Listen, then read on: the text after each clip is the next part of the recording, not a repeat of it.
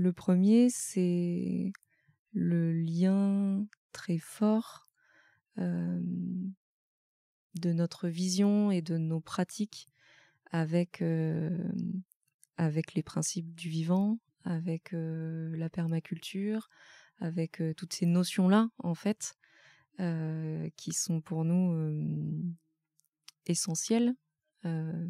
Si on part du principe que si on a eu envie de questionner le rapport au travail, c'est parce qu'on pense qu'il est une des clés pour un changement sociétal, en fait, pour répondre à l'enjeu qu'on vit tous d'un point de vue climatique et environnemental.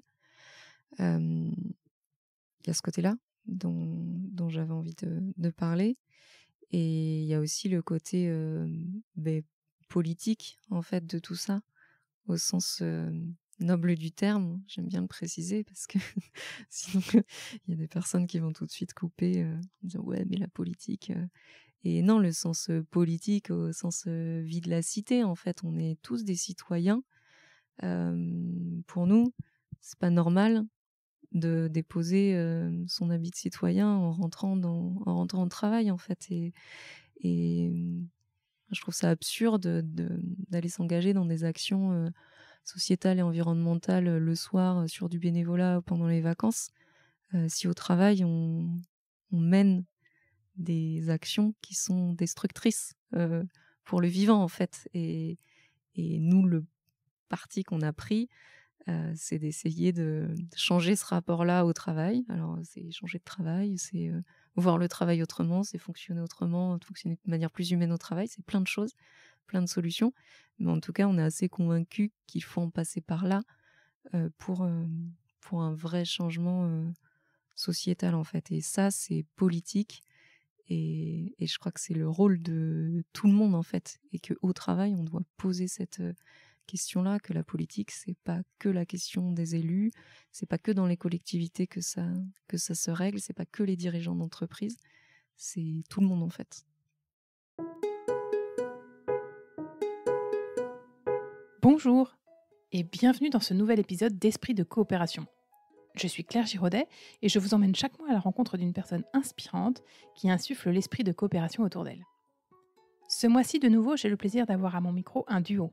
Charlotte Emery et Florent Guittard, facilitatrice et facilitateur en intelligence collective et également consoeur et confrère Limojo. Nous nous sommes rapidement croisés après mon arrivée dans la région car j'ai intégré un des collectifs auxquels ils appartiennent. Nous aurons même bientôt 2 collectifs en commun. Charlotte et Florent ont eu une intuition il y a de cela presque 3 ans, qui s'est transformée en démarche coopérative et innovante sur le territoire. Insuffler une dynamique de coopération entre chefs d'entreprise limousines pour les faire travailler au service de la QVCT. C'est un projet, une ambition que j'ai trouvée passionnante quand je les ai entendus en parler. Nous sommes rapidement tombés d'accord, cela ferait un très bon épisode de podcast. Je suis tellement heureuse de vous faire découvrir ces 2 personnes avec qui je vais avoir la chance et le plaisir de coopérer dans les mois à venir. Alors, je vous souhaite une très bonne écoute. Bonjour Florent et bonjour Charlotte. Je vais, avant de commencer et d'entrer dans le vif du sujet, je vais vous demander de vous présenter en quelques mots qui vous êtes et ce que vous faites. Qui commence ? Allez, j'y vais.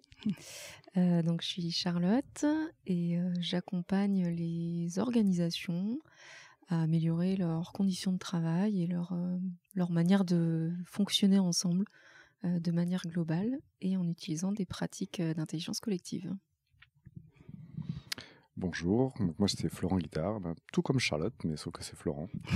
Et je suis facilitateur d'intelligence collective et en effet, notre angle d'attaque pour questionner tout ça, c'est de parler du travail et du sens au travail. Oui, ça va être le cœur de notre sujet aujourd'hui. Avant qu'on attaque le Limoges Act, donc ce pourquoi je vous invite à mon micro aujourd'hui, on va faire une petite inclusion sonore. Il y aura 3 sons, et parmi les 3 sons, vous allez me donner celui qui représenterait le mieux l'état d'esprit dans lequel vous êtes à l'instant où on démarre cet échange. Je vais bien mettre le son. Hop.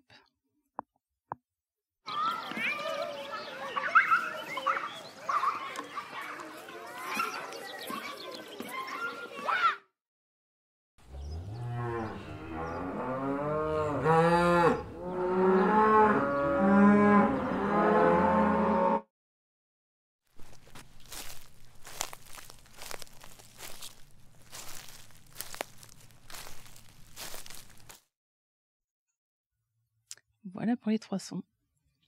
Qui c'est qui a envie de se lancer? J'ai le droit de dire les 3. T'as le droit. Pourquoi? Parce que le 3e, celui qui me parlerait le plus, c'est la balade en forêt. C'est l'époque des champignons. Donc, c'était mon activité du week-end. Dans la campagne limousine, donc avec les vaches limousines. Et puis le matin de bonne humeur, donc avec le chant des oiseaux qui se réveillent. Donc je fais un peu les 3. Ok. Et toi, Charlotte? Je vais éviter le bingo.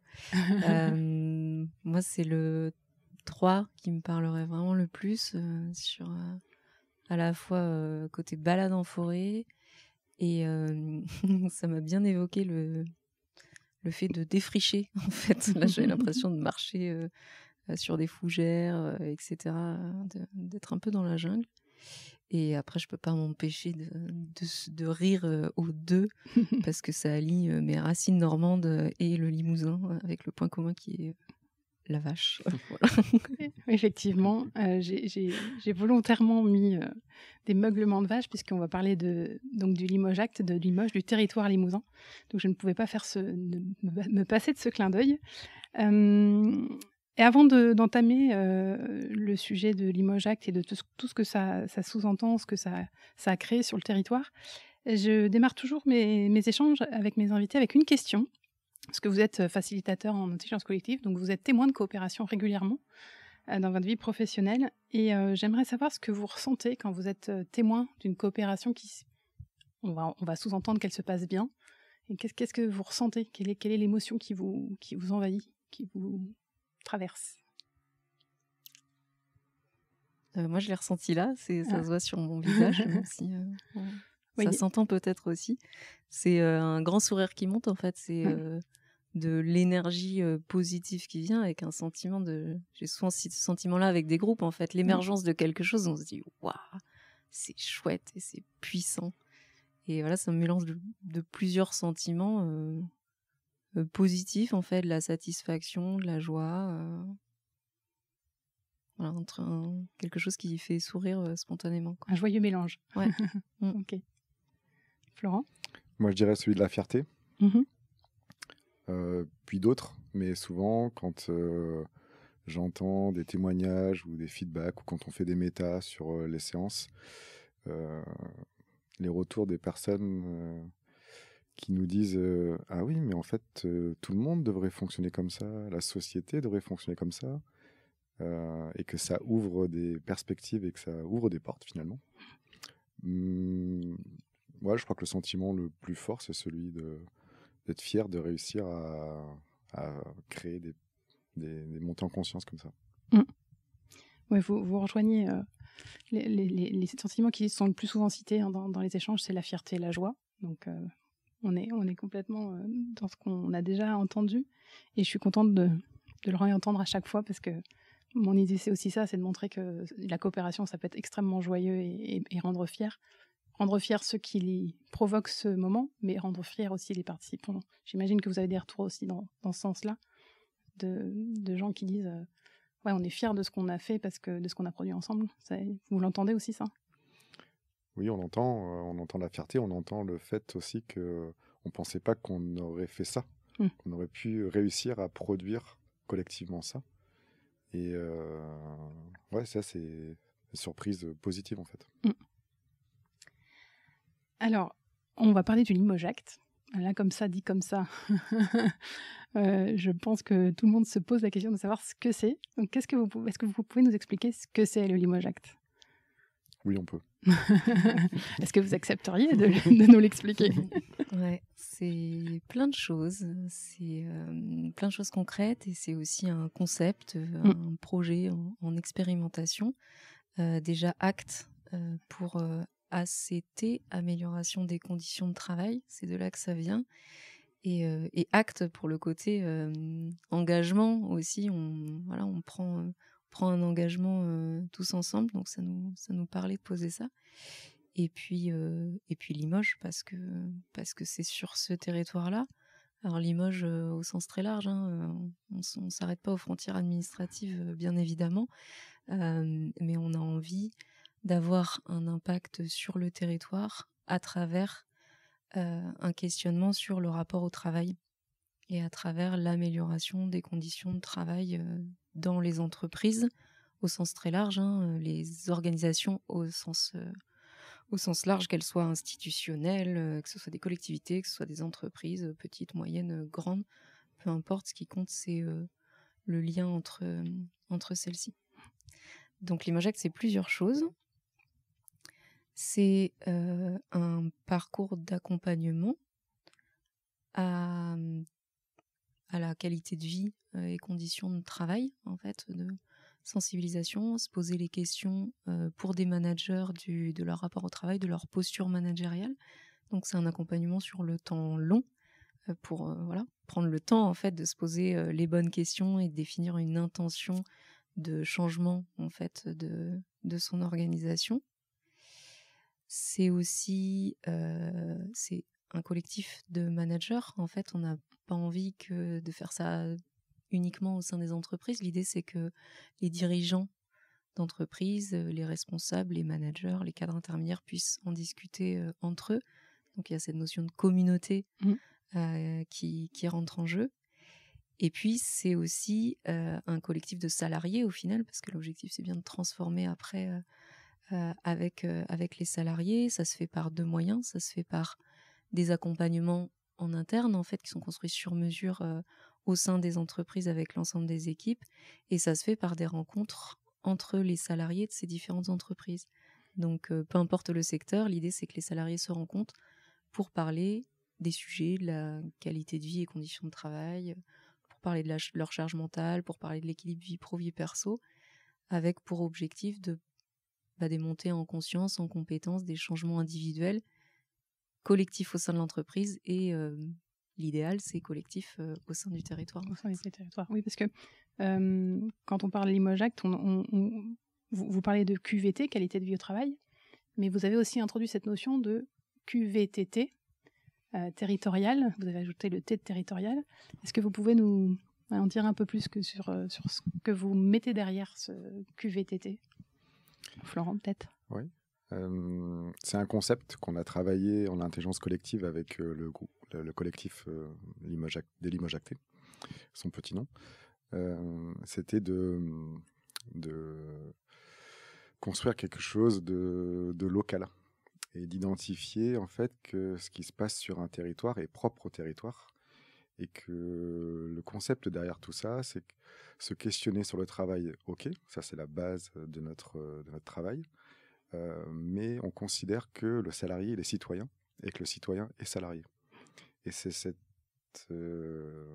équation-là qui nous semble important de travailler et de faire prendre conscience à toutes les échelles, aussi bien du manager que des salariés, et puis de tout un chacun, travailleur et non travailleur, qu'on vit dans un écosystème et que cet écosystème conditionne pour tout ou partie notre rapport au travail.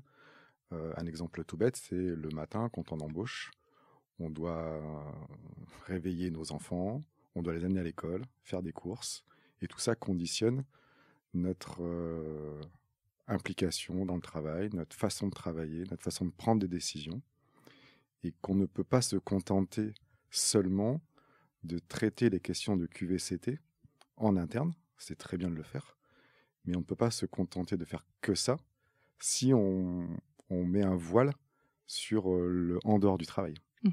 Et Limoges Act et notre questionnement avec Charlotte, il est né de ça.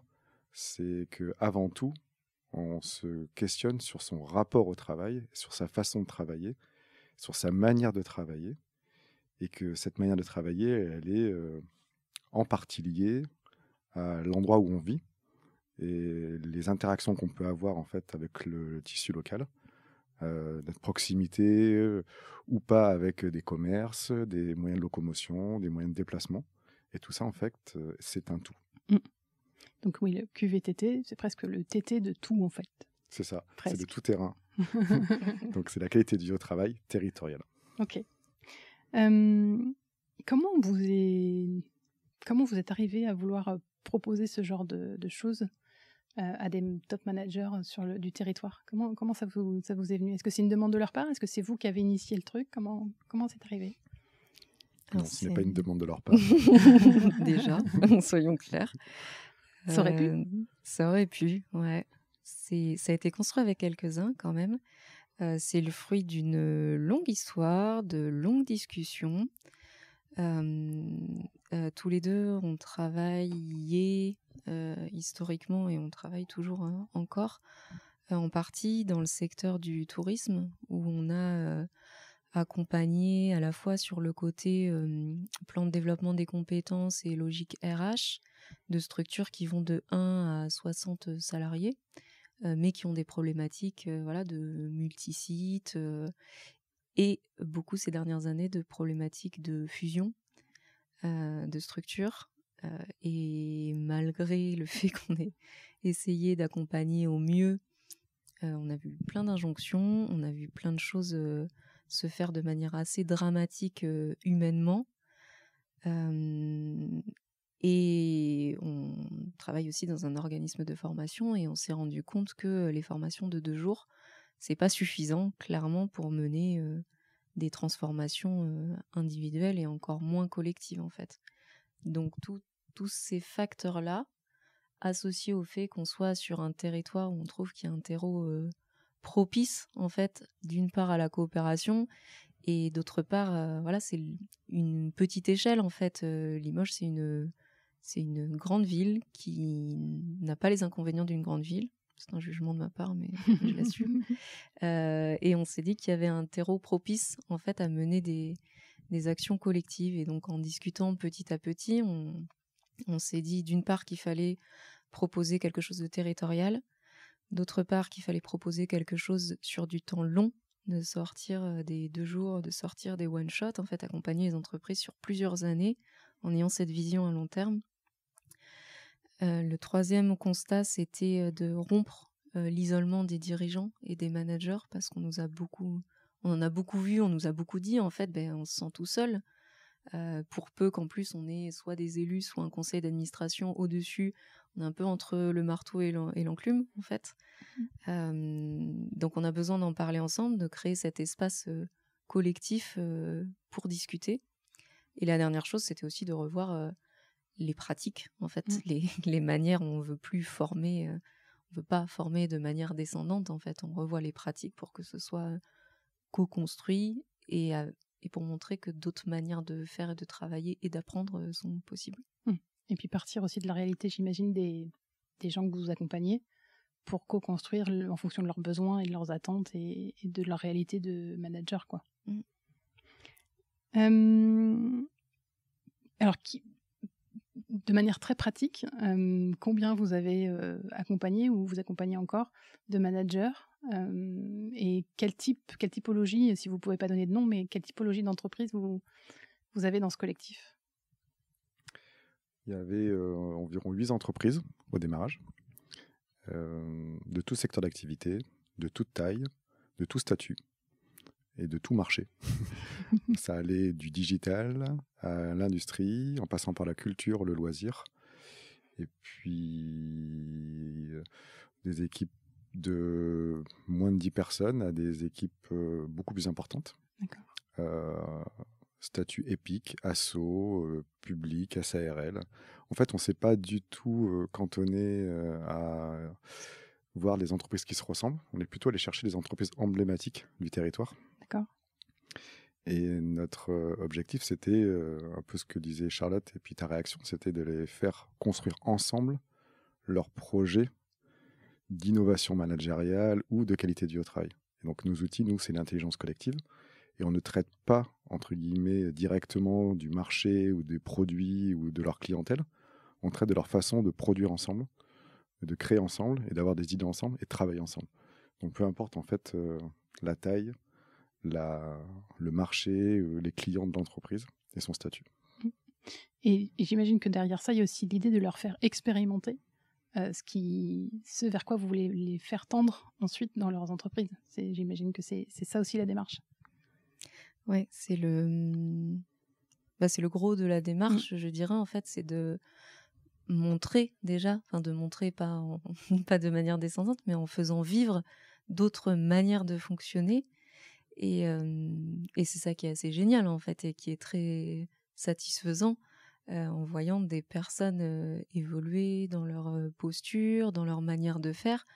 Toutes ces pratiques en fait d'intelligence collective, le fait de se mettre en cercle avec des chaises sans rien qui nous sépare, de faire des tours de parole, c'est très très déstabilisant au démarrage pour des personnes qui n'ont pas l'habitude ou soit qui ne parlent jamais, soit qui ont l'habitude de parler tout le temps, qui n'ont pas ces habitudes-là en fait. Donc c'est un côté déstabilisant au début, mais on a vérifié, je crois, à chaque fois que c'était au final très satisfaisant d'apprendre ces manières-là. Et notre objectif, c'est d'amener de nouvelles pratiques, de montrer qu'il y a d'autres manières de fonctionner, parce que je pense que le monde du travail, il fonctionne comme ça aujourd'hui, parce qu'on a évolué comme ça sociétalement, on nous a appris ça, en fait, depuis notre plus petite éducation, et qu'on ne sait pas tellement faire autrement, alors qu'il existe d'autres manières de fonctionner qui sont probablement plus vivantes que celles qui sont dominantes dans le monde du travail et dans la société aujourd'hui. Du coup, tu disais, Florent, que vous avez des profils d'entrepreneurs, de top managers et d'entreprises très différentes. Qu'est-ce que justement cette diversité a permis d'amener dans cette coopération qui s'est créée entre ces entreprises? Et une autre question, peut-être qu'on le fera en 2 temps, mais je me suis interrogée quand je me suis intéressée à ce sujet et à cette initiative. Le fait, parfois on peut avoir en tant que top manager ou responsable d'entreprise, un peu frileux à l'idée de partager ses pratiques, de s'ouvrir à d'autres entreprises. Et voilà, et c'est une question, une interrogation. Comment les gens que vous avez accompagnés ont abordé et cette diversité et cette ouverture sur moi je pratique les choses comme ça et comment toi tu fais? Je commence à répondre, si tu veux, tu peux compléter. Je pense que la première vertu, c'est qu'il n'y a pas de comparaison.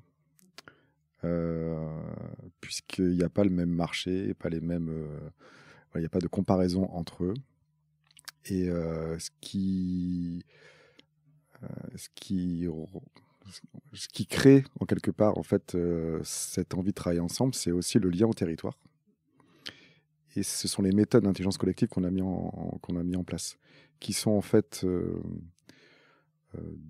alors, le mot que j'ai, c'est difficile ou complexe à intégrer dès le démarrage, mais progressivement, en fait, ça a créé de la confiance, ça a créé une envie et une écoute, et une réciprocité et de l'entraide. Donc, je crois que ouais, le fait qu'il ne soit pas concurrent et qu'il n'ait pas à juger de ce qui se passe ailleurs est facilité par nos méthodes. Je crois que c'est ça qui fonctionne dans la coopération. Oui, tous les profils tellement différents fait que du coup, effectivement, il y a une espèce d'horizontalité qui s'installe et du coup, aucun moyen de comparaison, que tu le disais, palpable et concret qui fait que du coup, on peut se permettre de dire des choses qu'on se permettrait peut-être pas avec le concurrent en frontal, quoi. Ouais. Et puis dans le parcours, on a une séance sur la diversité. Et donc, elle arrive en début du parcours. Donc, c'est justement quelque chose qui nous permet d'ouvrir sur l'humanité, sur les humains, le fait religieux, l'inclusion. Donc, toutes ces choses-là, en fait, font prendre tellement de hauteur. Et après, on fait appel, en fait, aux expériences de chacun. Et donc, c'est plutôt l'expérience qui est mise sur la table plutôt que le jugement ou ou je sais pas, ou la peur de dire ben moi je fais ci, peut-être que je fais mal. On autorise le fait que parfois il puisse dire je sais pas si j'ai raison, moi peut-être que je fais mal, mais en tout cas je tente de faire comme ça. Donc, voilà, on fait appel aussi aux multifacettes, à la pluralité des gens et à leur diversité. Et on a aussi pu vérifier, en fait, parce qu'on a fait ce même parcours d'un point de vue sectoriel, en fait, avec des gens qui font le même métier, en l'occurrence dans le secteur du tourisme. Et on a constaté que l'entraide se mobilisait de manière beaucoup plus aisée et ça donnait des solutions et des idées beaucoup plus riches que d'un point de vue sectoriel, en fait. Justement, parce qu'on enlève toute cette notion de comparaison, on enlève les biais aussi qu'ont chacun, qu'on peut avoir, parce que moi j'ai fait ça, donc je sais que ça n'a pas marché, parce que, etc. Et là, c'est complètement ouvert, en fait. Donc je trouve qu'à partir du moment où on enlève les conditions de cette compétition et qu'en plus on insiste sur le fait que pour nous, cette logique de compétition, elle est stérile, en fait. En tout cas, quand on cherche à produire quelque chose ensemble, là, c'est là que naît la diversité. Et là, c'est assez génial à vivre, en fait. Je rajouterais la richesse, parce qu'en fait, du coup, il y a une diversité, une richesse de profils, et ça amène de la richesse, j'imagine, dans ce qui est produit par le groupe. Oui, puis je complète, parce que ça fait appel à un autre apprentissage qu'on a eu, c'était de dire que chaque secteur a ses propres outils, ses propres méthodes. Souvent, on est accompagné historiquement dans tel ou tel secteur avec telle ou telle méthode, tel ou tel outil. Et donc, en fait, de croiser ça.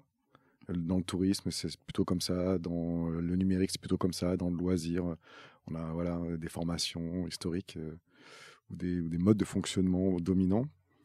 Le fait de dire, moi, dans mon entreprise, la question de la prise de décision ou la question du planning, je l'ai pris comme ça. Nous, dans le secteur d'activité, on l'a pris comme ça. Ah oui, fais voir. Ah, c'est pas bête, on n'y avait jamais pensé, en fait. Et des choses toutes bêtes, de croiser et de lutter contre ces habitudes et de croiser ça. Parfois, ça fait naître des projets de coopération ou tout bête, en fait. Ouais. Et j'ai quelque chose qui me vient et de co-formation, c'est-à-dire est-ce que vous avez eu le cas du haut de dirigeants ou de top managers qui se sont vus en dehors de Limoges Act pour mettre des choses en place et pour aller voir ce que faisait l'autre? Complètement. Ouais. On a eu, j'ai eu plusieurs exemples, mais on a un exemple d'une des personnes de Limoges Act qui a accompagné un autre manager pour faciliter une réunion d'équipe, sans que nous, on soit là et que ça soit complètement hors dispositif, hors programme, entre guillemets.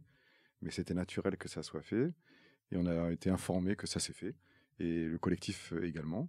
Et parce qu'en fait, il y avait à ce moment-là besoin de trouver une solution à une problématique qu'avait un manager. Et un autre manager avait déjà exploré des choses dans ce sens-là. Il est venu le soutenir, l'aider et faciliter une séance d'équipe. Et du coup, ça enchaîne sur une question que j'avais à vous poser sur la gouvernance et sur comment s'organise et comment s'anime ce groupe. Est-ce que vous avez mis en place des choses de type gouvernance partagée, d'autonomie, des choses comme ça? Comment vous avez... Ou comment les participants ont décidé de construire? Je ne sais pas si c'est peut-être vous qui avez impulsé ou si c'est eux qui ont choisi des choses. J'aimerais bien vous entendre parler sur ce sujet. Et c'est pas simple, hein, non. La gouvernance participative. En tout cas, c'est sûr qu'on l'a impulsé depuis le début. On a posé depuis le début qu'on avait envie que ce groupe fonctionne comme ça, même si on en était les fondateurs. Et donc, on a utilisé plusieurs pratiques en fait et mécanismes pour poser les bases d'une gouvernance participative, à savoir une vision. On n'a pas travaillé au début sur notre raison d'être. On l'a toujours pas fait d'ailleurs. On l'a fait nous deux, mais pas avec le collectif. Et voilà, je pense que c'est quelque chose qui nécessiterait peut-être d'être travaillé. En tout cas, on a bossé sur une vision et puis sur les moyens de mettre en œuvre cette vision. Et ensuite sur la manière dont on fonctionnait ensemble, donc des bases de gouvernance qu'on a formalisées dans une charte de fonctionnement interne qui a été co-construite en intelligence collective, qui a été faite en 2020 et qu'on a révisée l'année dernière. Voilà, avec tous les aléas de construction d'un collectif, en fait. C'est que chacun a à la fois envie de participer à quelque chose de plus grand, à quelque chose de collectif, et est conscient de l'ouverture et de l'entraide que ça peut générer. Néanmoins, il y a toujours le quotidien et l'interne à la structure qui rappelle. Donc ce collectif, il est fluctuant, on va dire. Ça bouge pas mal. C'est difficile, clairement, d'avoir de la régularité, de la présence, de l'engagement. Mais je pense que c'est ce qui fait aussi l'expérience. Et là, on est au bout d'un cycle de 3 ans. Donc on est en train de se poser la question de comment comment on poursuit, comment d'autres personnes rejoignent ce collectif, est-ce que voilà, quand est-ce qu'on revoit notre mode de fonctionnement, enfin toutes les questions qui font la vie d'une gouvernance participative, quoi. La vie d'un collectif. Mm. Tu commençais à parler justement des difficultés d'engagement, de présence pris par les vies des entreprises qui participent. Est-ce qu'il y a d'autres difficultés ou j'ai aussi envie de parler de divergences qui sont apparues au cours de ces accompagnements ou pas? Est-ce qu'il y a des choses qui ont émergé, des difficultés, et si oui, comment vous avez réussi à passer outre ou à les surmonter? On a eu le Covid aussi, Oui. cette période Covid. Et c'est pas une petite difficulté. On avait commencé ça avant que le Covid soit là. On a continué justement en disant que c'était l'opportunité de revoir tout un tas de fonctionnements. Et pour répondre plus clairement à ta question, la difficulté peut-être, ou je ne sais pas comment si c'est une difficulté, ou la complexité du monde dans lequel on vit aujourd'hui, de retour à une certaine normalité, l'accélération du temps, la gestion du temps, font qu'en fait, ensemble, à plusieurs, collectivement, penser autrement, accepter de ralentir, faire des choses ensemble, coopérer, c'est pas si naturel que ça. Et que ça demande une animation forte. Et notre rôle à nous, fondateurs, facilitateurs, animateurs de ce dispositif, c'est de conserver cette énergie et d'animer le collectif. Et là où l'autogouvernance ou l'auto-animation pourrait fonctionner, c'est pas si naturel que ça encore. Donc pour nous, c'est aujourd'hui une des pistes de travail, d'exploration, de faire vivre un collectif sur un temps long, au-delà d'un cycle de réalisation, pour une intention qui nous dépasse. Je crois que c'est quelque chose de complexe. Et puis tous les retours qu'on peut entendre sur la vie des collectifs font qu'en effet, il y a des hauts et des bas. Mais vivre à plusieurs, produire ensemble, c'est pas simple tous les jours en fait. C'est satisfaisant, ça fait grandir, mais ça perturbe. Et ça... Ouais, ça perturbe et ça crée des trucs dans le cerveau, j'ai pas d'autre chose à dire, qui sont pas forcément simples à comprendre, à analyser. Ouais. Ça fait beaucoup interroger aussi sur la place de chacun et sur le rapport à chacun au collectif. Et c'est effectivement, ça peut être pour certains assez remuant, ou en tout cas, ça interroge. Est-ce que justement, vous avez, si vous avez envie, si vous avez quelque chose qui vous a marqué, de retour de participants un peu plus concrets qui sont encore dans le collectif ou qui sont sortis du collectif, justement sur ce que ça leur a apporté en tant qu'individu avant le manager, en fait, en tant que personne. Est-ce que vous avez quelque chose qui pourrait être partagé C'est à la fois une source de satisfaction et une limite, en fait. C'est que quand on a constitué ce premier collectif, on est allé chercher aussi des individus, des gens qui avaient envie de se questionner, de bosser ensemble, de faire autrement. Et on touche beaucoup les individus, en fait, au final. Et je crois que les apports, ils ont vocation à être collectifs au service d'une structure, d'un territoire, mais ils sont d'abord beaucoup individuels et personnels. Et moi, ce que je trouve génial, c'est les changements de posture des personnes, en fait. Quand tu vois une personne qui ne pouvait pas s'empêcher de parler ou de couper la parole, et qui maintenant défend ardemment le principe du tour de parole, ou en tout cas trouve très satisfaisant de fonctionner comme ça. Je trouve ça assez génial, en fait. Ça, c'est du point de vue des managers, et après du point de vue des équipes. Quand on va dans les équipes, en fait, des personnes qui étaient introverties, qui ne s'exprimaient pas, voire qui étaient sur la défensive, et qu'on les voit au fil des mois s'ouvrir, participer, être plus à l'aise, moi je trouve que c'est le truc le plus génial en fait qui puisse arriver. Le dernier exemple que j'ai en tête, c'est il y a 15 jours. C'était la 4e journée d'animation et de facilitation d'un collectif où il y avait aussi de la gouvernance qui était là dans l'équipe. Et la personne qui a parlé en premier à la déclusion, c'est une personne qui était hyper timide, qui ne pouvait pas s'exprimer, qui ne savait pas faire en fait. Et de la voir en fait en déclusion dire bah, du coup je vais commencer et je voudrais dire ça, voilà sur ce que je retiens. Bah, pour moi c'était tout bête, mais quelque chose de réussi. Elle l'aurait jamais fait dans des situations autres en fait. Et j'ai envie de partager aussi 2 élus de collectivités qui étaient présents et qui se rendaient ensuite à un conseil communautaire. Voilà. En ayant vécu cet après-midi-là, on les a vus partir, ils ont dit bon, voilà, on verra en fait ce que ça va donner, mais en disant ce serait génial que ça puisse fonctionner comme ça en fait dans ces instances de démocratie, de représentation qui aujourd'hui fonctionnent pas toujours comme ça. Et je crois que c'est un bel euphémisme. Ouais. On va aborder un côté très pratique. On va dire l'accompagnement, c'est décomposé en quel format? Est-ce qu'il y a eu des plénières? Est-ce qu'il y a eu de la formation?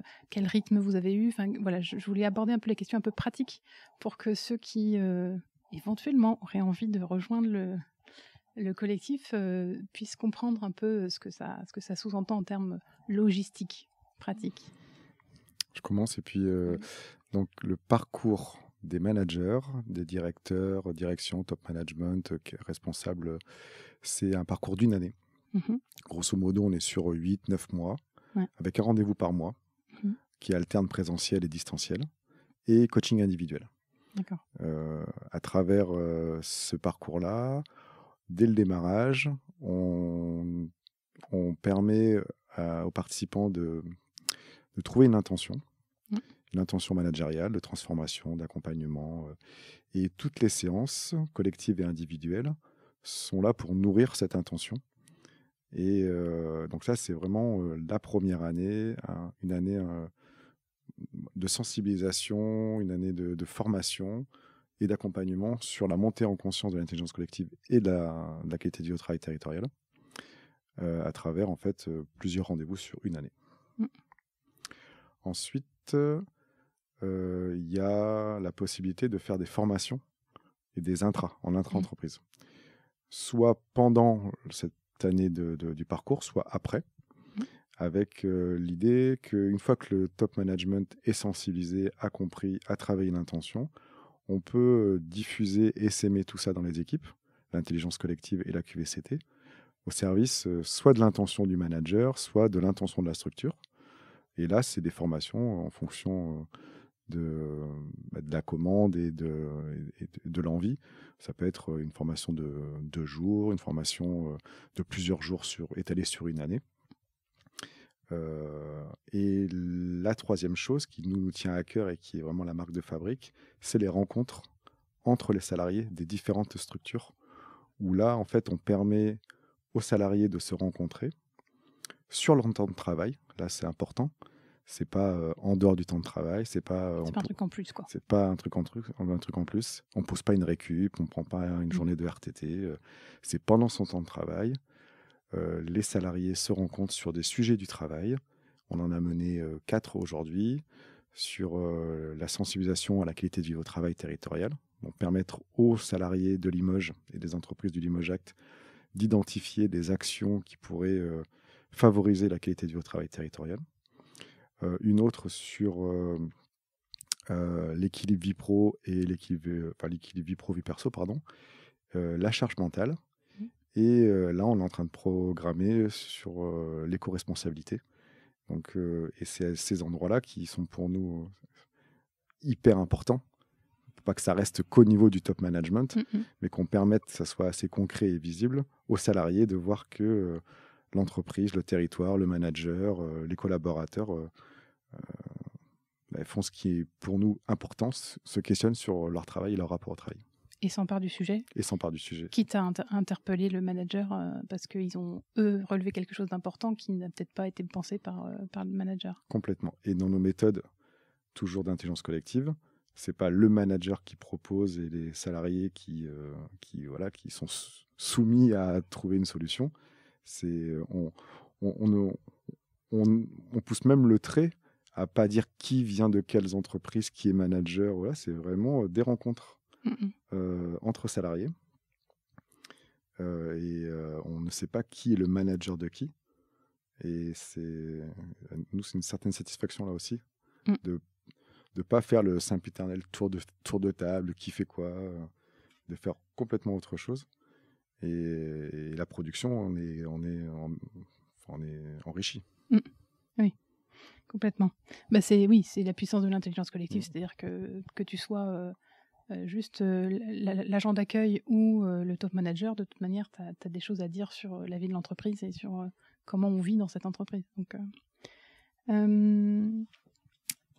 tu as parlé un peu des défis qui attendent ce collectif maintenant, vous sentez que vous arrivez au bout d'un cycle et puis qu'il va peut-être falloir réinterroger certaines choses.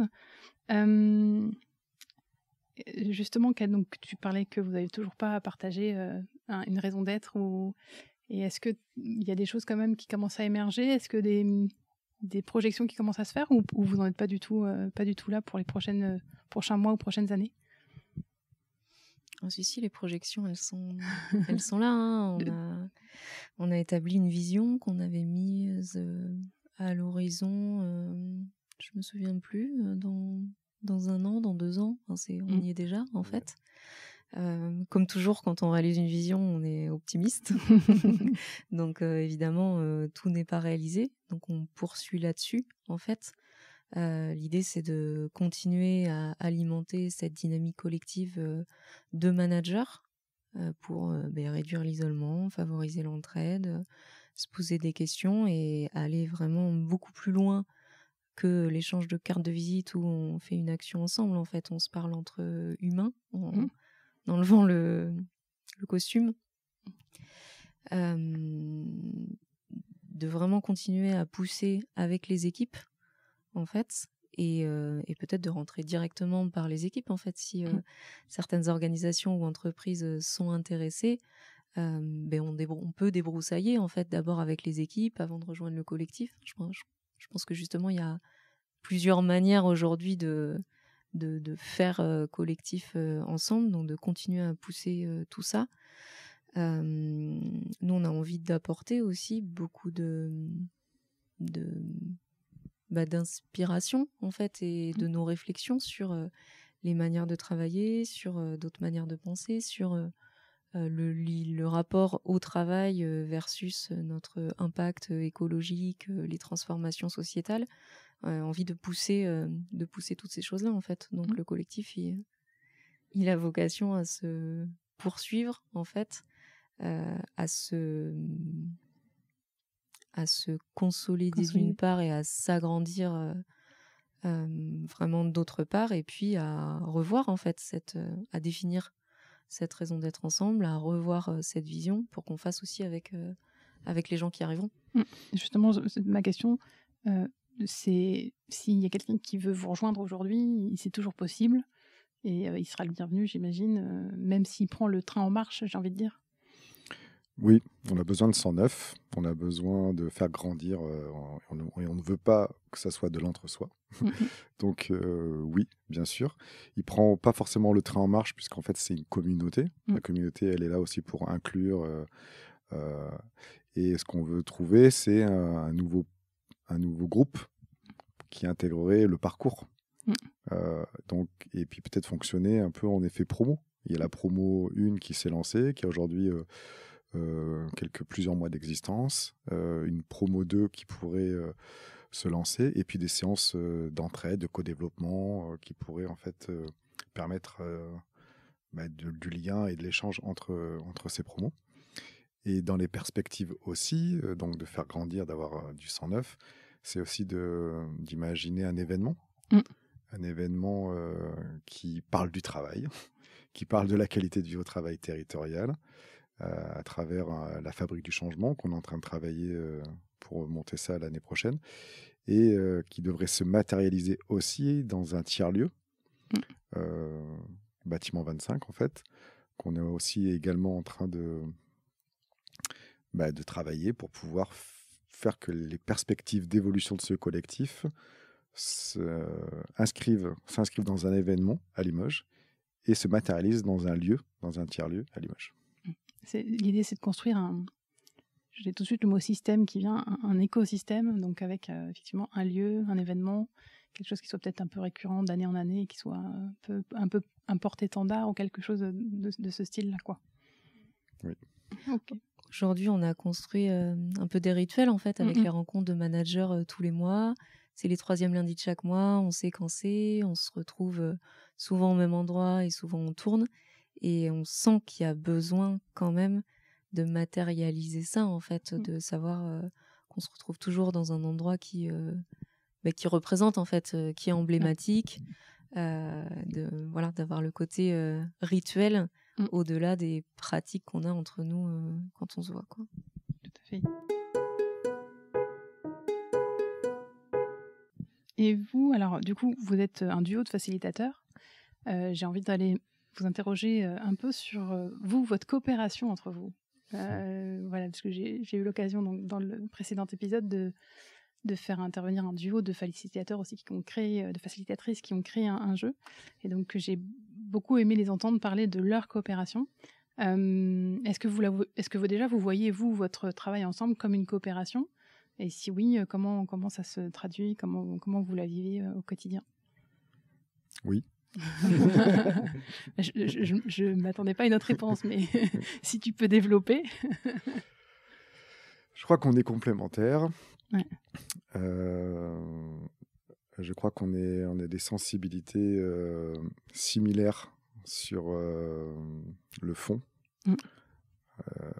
l'envie, sur la vision qu'on partage de la société actuelle, de son rapport au travail, de l'impact sur le vivant. Là-dessus, on n'a pas à se convaincre. On n'a pas à se convaincre, pardon. Et on est géographes de formation tous les deux. On a aussi cette vision des écosystèmes, de la coopération, de la relation, du lien entre les gens, entre les entreprises, le territoire, la politique. On a partagé ça pendant pas mal de temps où on a travaillé ensemble. Et je crois qu'une de nos forces, on le dit souvent, c'est qu'on est énormément en méta l'un de l'autre.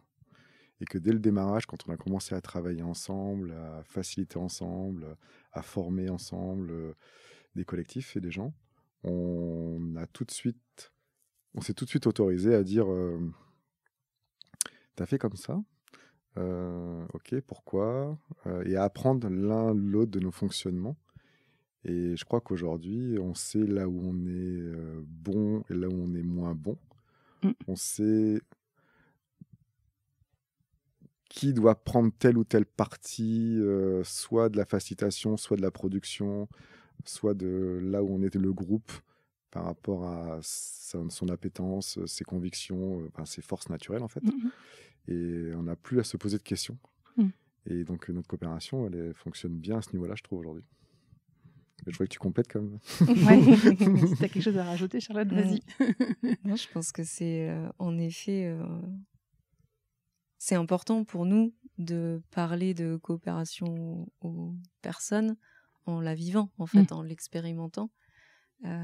Et c'est au quotidien, en fait. Et je pense qu'en effet, la clé, c'est que à la fois on se connaît très bien et à la fois on en découvre tous les jours.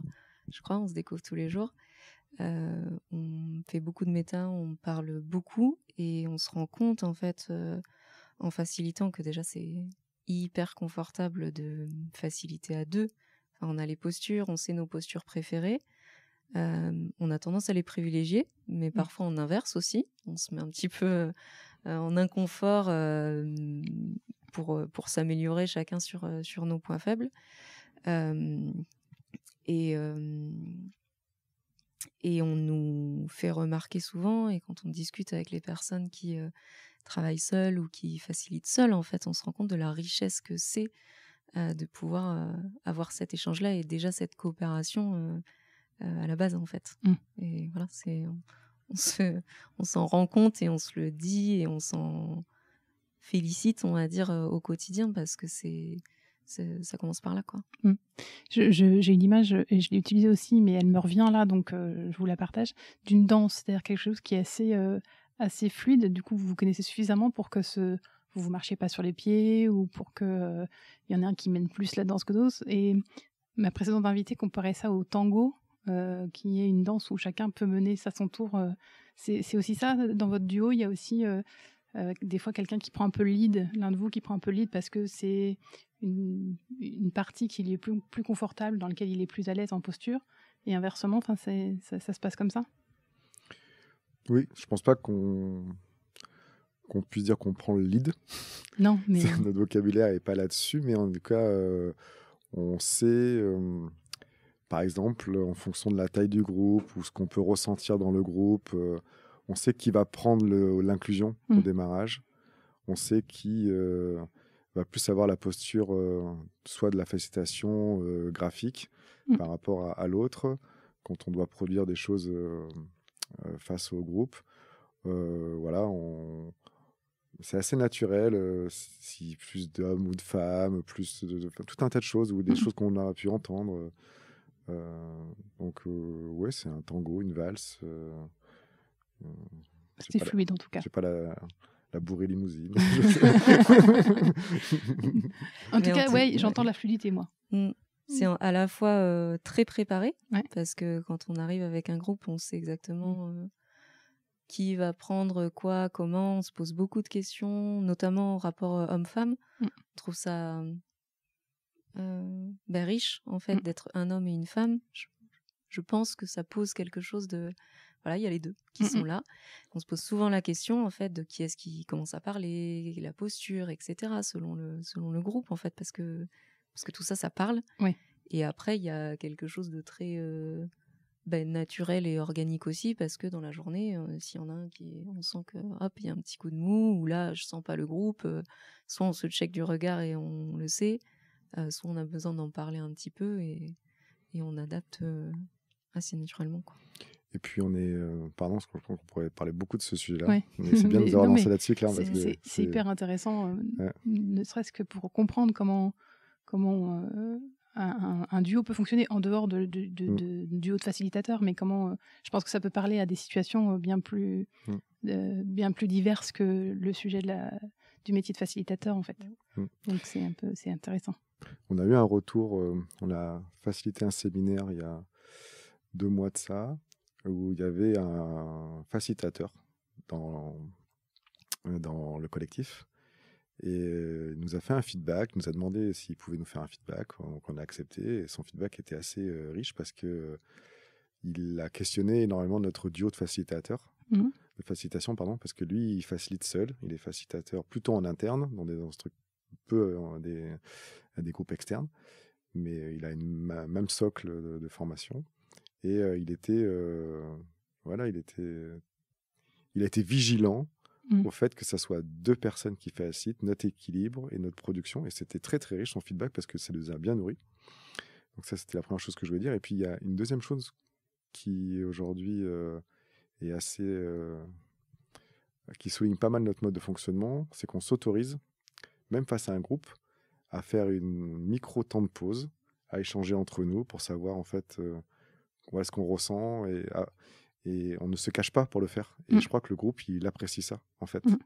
C'est très vivant, c'est du coup organique, comme le disait Charlotte. Et on pouvait penser dans nos pensées limitantes avant qu'il ne fallait pas montrer ça face à un groupe.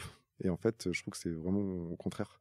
De dire que là, ok, on se check avec Charlotte, 5 minutes, par rapport à ce qui a été produit, hop, et on se rajuste. Même si notre design est très préparé avant, la préparation est calée, ces ajustements-là, c'est notre, à mon avis, c'est une force et des richesses de notre binôme de s'autoriser, de réussir à faire ça. Oui, dans la posture de facilitateur, je peux pas parler de vulnérabilité, mais c'est un peu s'autoriser, pas le droit à l'erreur non plus, mais c'est quelque chose de cet ordre-là, de dire au groupe, là, ce qui se passe, ça nous interroge, et on a besoin, pour être bien présent avec vous et être en lien avec vous, de nous réinterroger, nous, sur ce qu'on... Et donc, c'est ni du droit à l'erreur, ni de la vulnérabilité, mais c'est un espèce de mix peut-être des deux qui est intéressant. Ouais, puis je dirais que c'est une volonté pédagogique aussi, d'exemplarité, pas au sens de modèle, mais voilà, en fait, on a envie de faire vivre des choses et produire des choses à travers ces pratiques, mais aussi envie que les participants acquièrent en fait ces pratiques et soient capables de voir les ficelles qu'il y a derrière en fait et comment on fait. Et pour ça, on se dit le mieux c'est d'être transparent sur notre manière de faire, quoi. Et je voulais juste rajouter un petit truc sur le côté coopération, c'est que on n'est pas que tous les deux aussi. On a un vécu de collectif. Je crois qu'on a besoin de vivre plein de collectifs pour sentir ce que ça donne et pour expérimenter, pour être capable d'en parler en fait. Et on a un vécu de salarié dans une petite structure qui s'est engagée vers une gouvernance participative, avec tous les avantages et toutes les difficultés que ça peut avoir. En tout cas, c'était l'idée du chemin. Et puis, dans une coopérative d'activité et d'emploi qui est composée de 200 coopérateurs avec tout type de métier et qui fonctionne justement avec cette gouvernance participative. Et le fait de ne pas être non plus que tous les deux et de vivre ces collectifs de différentes tailles en plus, c'est riche, quoi. Ça nous fait vivre plein de manières de faire, et on remarque que même si parfois on prend les mêmes chemins et on fait les mêmes étapes, ça se passe jamais de la même manière, quoi. Complètement. On va se diriger tranquillement vers la déclusion et vers la fin de cet échange. On a évoqué plein de choses. Est-ce que là, vous avez un sujet vers lequel je vous ai pas mené, mais que vous avez envie d'aborder et de partager avant qu'on passe à la déclusion?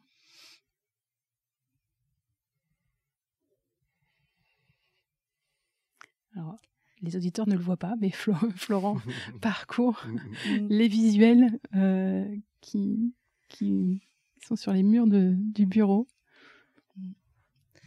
Oui, il y a 2 points dont j'aimerais parler. Le temps que Florent faire un chacun. Le premier, c'est le lien très fort de notre vision et de nos pratiques avec les principes du vivant, avec la permaculture, avec toutes ces notions-là, en fait, qui sont pour nous essentielles.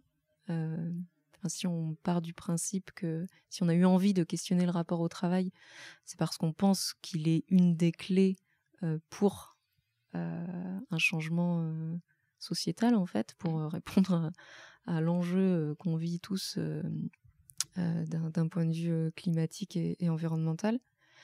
Il y a ce côté-là dont j'avais envie de parler. Et il y a aussi le côté politique, en fait, de tout ça, au sens noble du terme. J'aime bien le préciser, parce que sinon, il y a des personnes qui vont tout de suite couper, dire, ouais, mais la politique... Et non, le sens politique au sens vie de la cité, en fait. On est tous des citoyens.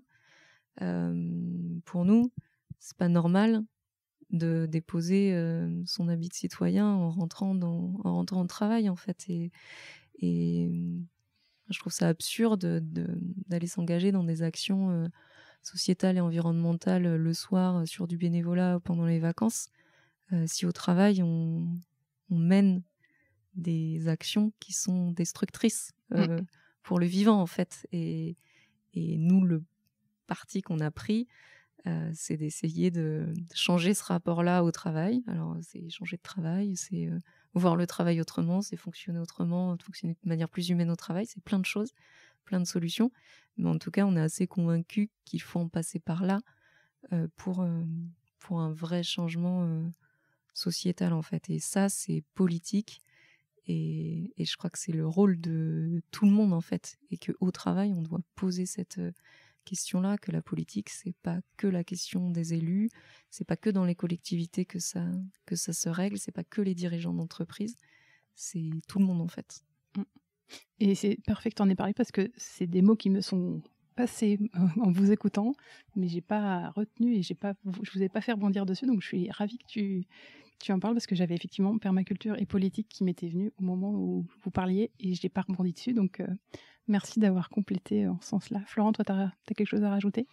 Oui, c'est du même registre. Je dirais que je ne sais pas comment le partager, mais ça serait d'introduire cette notion d'être utile et d'utilité. En effet, le vivant et la politique, je soutiens, je plus ce qui a été dit. Et cette notion d'utilité, faire des choses utiles. Et de faire ça également dans son travail et dans sa vie de tous les jours, et de ne pas distinguer les deux, comme le disait Charlotte. Et réussir à faire des choses utiles pour soi, mais pour les autres.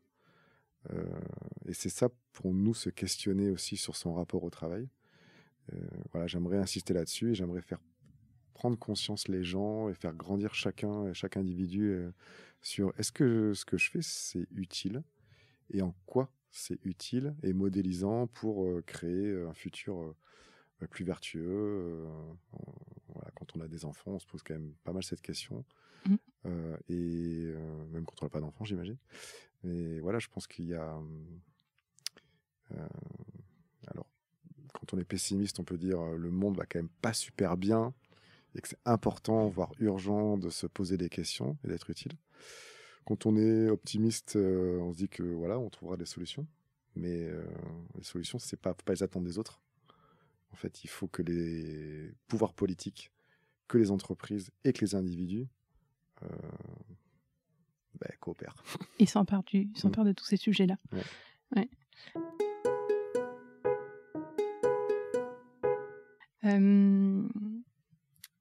On arrive à la fin. On a déjà beaucoup parlé. Je vais vous demander de partager un livre, une vidéo, un TEDx, peu importe, une source d'inspiration pour vous sur ce thème de la coopération ou sur la qualité de vie au travail, peu importe le sujet, mais une vidéo inspirante que vous aimeriez partager ou un livre inspirant. Est-ce qu'il y a quelque chose qui vous vient à l'esprit tout de suite ou pas du tout ? Ah bah oui, il y a plein de choses. Oh, c'est dur. C'est ça, c'est le choix qui va être difficile. Je vais essayer de détourner un petit peu. Le premier dont j'ai envie de parler, c'est un petit clin d'œil à Marine Simon, qui nous a formés aux pratiques d'intelligence collective et à la gouvernance participative, qui s'appelle « Tout tourneront sur cette terre, nous sommes les seuls à l'ignorer ». Et voilà, je n'ai pas envie d'en dire plus. En fait, c'est un livre qui invite à repenser notre manière d'être vivant sur cette terre en interrogeant plein de domaines, y compris les organisations du travail. Et voilà, qui nous a, beaucoup inspirés, qui continue de nous inspirer, qui discute avec des personnes qui sont, c'est là que je triche un peu, inspirantes sur le côté de l'entraide et de ce que le vivant a à nous apprendre. Et je pense à Pablo Servigne, avec son livre « L'entraide, l'autre loi de la jungle », que voilà, moi j'ai trouvé assez génial. Et je finis de tricher parce que j'ai envie de donner aussi un livre qui est pas tellement sur ce registre-là, mais qui... pousse à l'action, en fait, quelque part. C'est un livre qui a été écrit par un des leaders de la révolution serbe, qui s'appelle Sidra Popovic. Je m'excuse d'écorcher le nom, mais qui s'appelle « Comment faire tomber un dictateur quand on est tout seul, tout petit et sans armes ». Et en fait, même si on n'a pas, nous, de dictateur identifié clairement, je crois qu'on peut l'appliquer dans plein de domaines, en fait, et ça invite à réfléchir aux manières de déclencher une révolution, une évolution.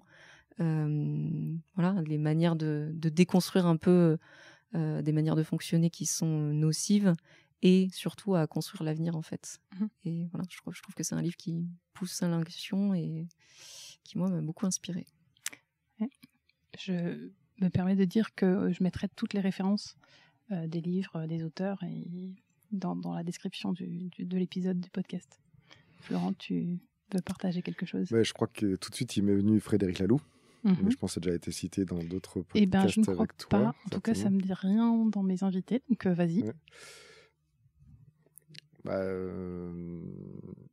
Son livre est de 2014, donc c'est peut-être un petit peu vieux. Ça reprend en fait les principes des organisations et du management. Voilà, à travers les couleurs Laloux, j'invite vraiment tout le monde à feuilleter tout ça, à trouver sur Internet une vidéo peut-être qui explique son livre et sa pensée. C'est assez fondateur pour toute la remise en question, notamment du management et des prises de décision. Donc voilà. Mais j'ai plutôt pensé à un autre livre qui s'appelle Manière d'être vivant de Baptiste Morisot, qui est un prof philosophe à Marseille. C'est le dernier bouquin que j'ai lu. Il y a un petit moment déjà. Je le dis pas. Enfin si, je le dis. Ouais, il analyse les loups et réfléchit à la façon dont les loups prennent leurs décisions, vivent, coopèrent, échangent. Et il essaye, c'est ça que j'ai beaucoup apprécié, de sortir de jugement que l'homme peut avoir d'un animal, mais d'imaginer que l'animal a d'autres façons de percevoir et de vivre les choses qui n'ont rien à voir avec ce qu'un humain peut créer ou penser. Et donc, en fait, il part d'une feuille blanche. Et je trouve que c'est fort parce que pour moi, ça fait réfléchir en fait aux préjugés, aux convictions qu'on peut tous avoir. Ouais, aux projections qu'on peut faire. Voilà. Et en fait, il essaye de dire, mais attends, si en fait je me trompe et que c'est pas comme ça qu'ils nous perçoivent pour X ou Y raison, et du coup, je sais pas. Et là, ce je sais pas, j'aime bien. Merci pour ce partage relativement riche. Ça va donner des idées, j'espère, aux auditeurs et aux auditrices. Et ben on arrive à la déclusion. Je pose généralement 2 questions à mes invités. Ils en choisissent une à laquelle ils répondent. En tant que facilitateur, elles vont pas vous étonner. Mais la première, c'est qu'est-ce que vous retenez de notre échange ? Et la deuxième possibilité, c'est quel prochain petit pas avez-vous envie de faire pour plus de coopération dans un des collectifs auxquels vous appartenez ?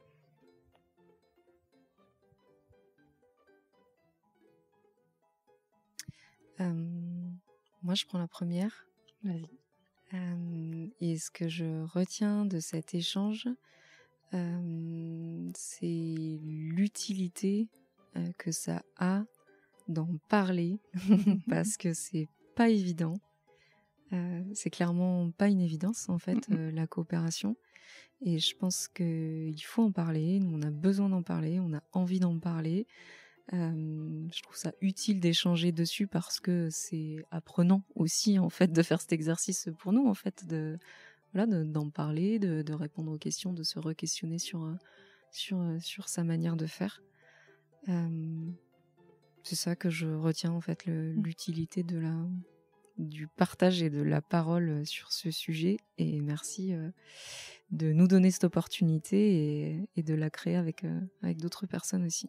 C'est aussi pour ça et avec cette intention-là que j'ai créé le podcast, c'est que ce soit quelque chose d'utile et d'inspirant. Donc, je suis heureuse de rejoindre sur cette question de l'utilité. Et Florent ? Je vais prendre la seconde. On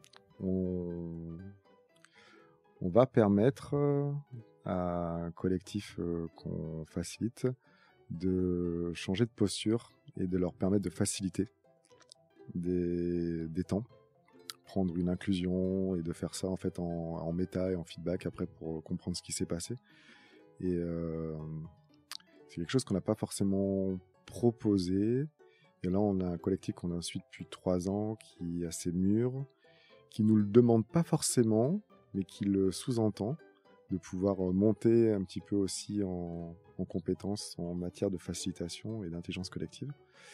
Et notre prochain petit pas de la coopération, c'est de changer un petit peu ses places et de permettre sans forcément passer par une formation, mais de permettre de tester des choses et d'en apprendre des choses. Et donc on va tester ça fin novembre avec un groupe. Voilà, on t'en reparlera. Avec plaisir. Je suis assez curieuse, ça a aiguisé ma curiosité. J'ai plus qu'à vous remercier tous les deux du temps que vous avez consacré pour parler de ce sujet passionnant. Et puis de vous dire à bientôt, parce que nous avons la chance de faire partie d'un collectif en commun. Et j'espère qu'on va continuer longtemps à travailler et à coopérer ensemble pour porter ce message que la coopération, c'est chouette et que c'est un avenir désirable. Merci beaucoup à vous deux. Merci à toi. Merci Claire. Merci à vous pour votre écoute. J'espère que cet échange vous aura inspiré ou donné envie d'insuffler à votre tour l'esprit de coopération autour de vous. Si vous avez apprécié cet épisode, je vous encourage à le partager autour de vous ou à mettre un commentaire sympa ou 5 étoiles sur Apple Podcast. Vous m'aiderez de cette manière à faire connaître ce podcast et à diffuser encore plus largement l'esprit de coopération. Merci à vous pour cela. À bientôt pour un nouvel épisode et en attendant, prenez soin de vous.